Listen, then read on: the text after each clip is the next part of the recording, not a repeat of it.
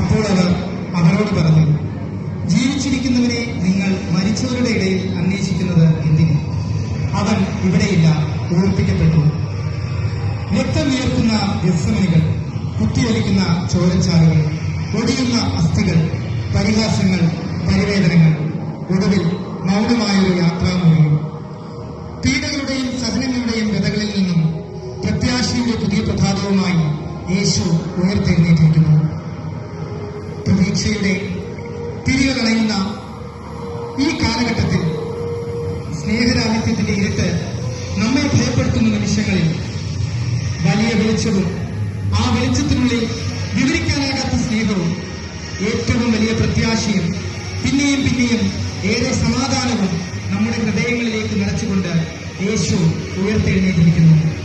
അവന് പിറക്കാൻ ഹൃദയങ്ങളിൽ പുൽക്കൂടൊരുക്കിയ നമുക്ക്, അവന്റെ ശരീരം രുചിക്കാൻ ഭാഗ്യം ലഭിച്ച നമുക്ക്, അവന്റെ പീഡകൾക്ക് മുന്നിൽ നെഞ്ചുലയുന്ന നമുക്ക്, അവൻ ഉയർത്താൻ ഹൃദയങ്ങളിലെ കൽവാതിലുകളും തുറന്നു കൊടുക്കാം.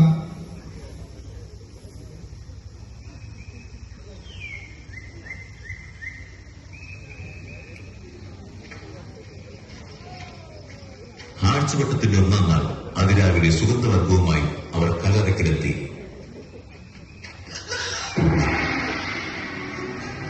കല്ലറ ഭാഗത്തിൽ നിന്നും കല്ലുരുട്ടി മാറ്റിയിരിക്കുന്നതായി അവർ കണ്ടു. അകത്ത് കിടന്നപ്പോൾ യേശുവിന്റെ ശരീരം അവിടെ കണ്ടില്ല.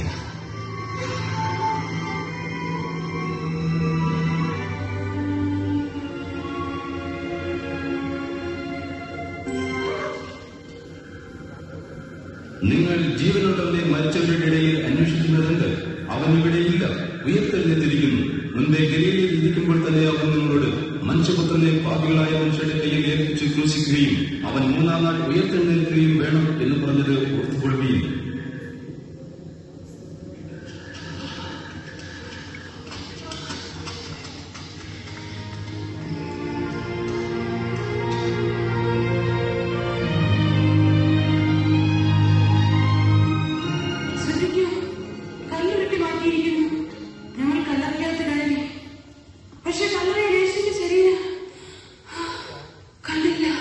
എന്താ? കർത്താവിന്റെ ശരീരം കാണുന്നില്ല. സൂര്യനെ പോലെ ചോദിക്കുന്ന ദേവദൂതന്മാരായി ഞങ്ങളോട് പറഞ്ഞു, നിങ്ങൾ ജീവനുള്ളവനെ മരിച്ചവരുടെ ഇടയിൽ അന്വേഷിക്കുന്നത് ഇത് സത്യം. ഞങ്ങളെ വിശ്വസിക്കൂ, വിശ്വസിക്കൂ. ഞങ്ങൾ അവരെ കണ്ടു. നിങ്ങൾ തന്നെ ഒന്ന് പോയി കാണാൻ. കല്ലറ ഒഴിഞ്ഞു വിടുന്നു. കർത്താവ് അവിടെ ഇല്ല. പത്രോസേ, ഞങ്ങളെ വിശ്വസിക്കൂ.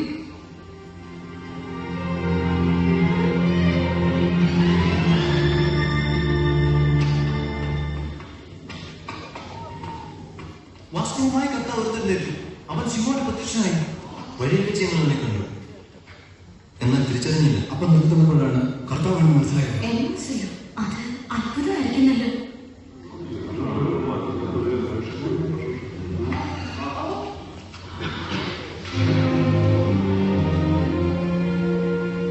നിങ്ങൾക്ക് സമാധാനം. നിങ്ങൾ പരിഭ്രമിക്കുന്നത് എന്തിന്? നിങ്ങളുടെ മനസ്സിൽ സംശയമുണ്ടാകുന്നത് എന്തിന്? നോക്കൂ, എന്റെ കൈകാലുകൾ ഞാൻ തന്നെയാണ് പറയുന്നത്. നിങ്ങൾ തൊട്ടു നോക്കുവിൻ. ഭൂതത്തിന് എനിക്കുള്ളതുപോലെ മാംസവും അസ്ഥിയില്ലല്ലോ. നിങ്ങളുടെ കൂടെ ആയിരുന്നപ്പോൾ ഞാൻ പറഞ്ഞത് ഇതേ കാര്യങ്ങൾ തന്നെയാണ്. മോശയുടെ ന്യായപ്രമാണത്തിലും പ്രവാചക പുസ്തകങ്ങളിലും സങ്കീർത്തനങ്ങളിലും എന്നെ കുറിച്ച് എഴുതിയിരിക്കുന്നതൊക്കെയും നിവൃത്തിയാകേണ്ടതാണ്. ഇങ്ങനെ എഴുതിയിരിക്കുന്നു, ക്രിസ്തു കഷ്ടം അനുഭവിക്കുകയും മൂന്നാം നാൾ ഉയർത്തെഴുന്നേൽക്കുകയും ചെയ്യും. അവന്റെ നാമത്തിൽ മാനസാന്തരവും പാപമോചനവും ആദ്യം യെരൂശലേമിലും പിന്നീട് സകലജാതികളും ഗലീലയിലും പ്രസംഗിക്കപ്പെടും. നിങ്ങൾ ഇതിനൊക്കെയും സാക്ഷികളാകുന്നു.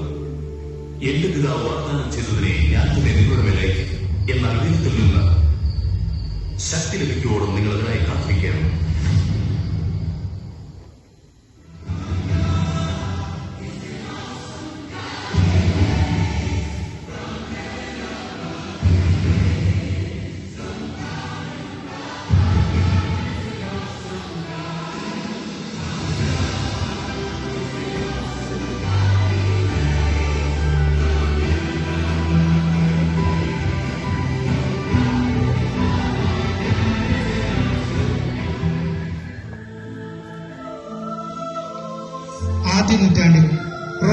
ക്രിസ്ത്യാനികൾ ഈസ്റ്റർ ദിനത്തെ വിളിച്ചിരുന്നത് ആനന്ദത്തിന്റെ ഞായർ എന്നായിരുന്നു.